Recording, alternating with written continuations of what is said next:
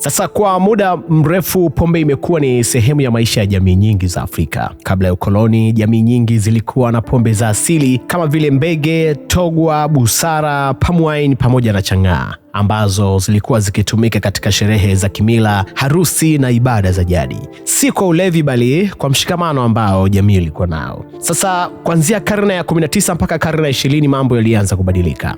Ukoloni ulileta pombe za viwandani, miji ikapanuka, uchumi wa pesa ukaimarika na pombe ikaanza kutumika zaidi kama burudani kuliko utamaduni. Sasa kwa mujibu wa takwimu za mashirika ya afya duniani, hizi ndizo nchi 10 barani Afrika zinazoongoza kwa matumizi ya pombe kwa mtu mmoja kwa mwaka.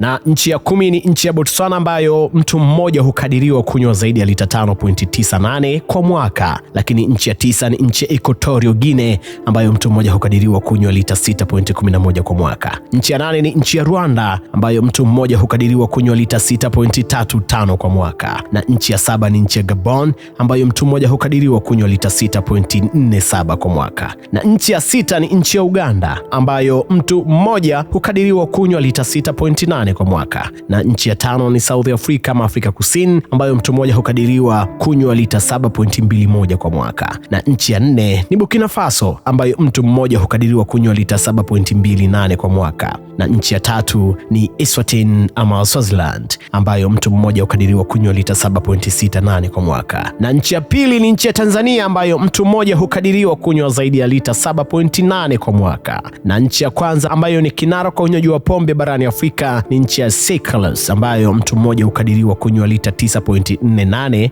kwa mwaka. Sasa kwa takwimu hizi kwa nchi ya Tanzania ambacho kinaonekana hapa, hata wewe ambaye unasema hunywi, basi huu ni wastani ambao umepigwa kwa watu wote. Kwa hiyo kwa mwaka mtu mmoja hukadiriwa kunywa lita 7.81 hata wewe. Sasa kama haunywi pombe, basi chukua lita zako 7 wagawie wanaokunywa. Kwa mwaka utanambia mtu mmoja anaweza kanywa lita ngapi. Mimi naitwa VOIC Voice of Siraji kutoka 96.9 Afya Radio Mwanza.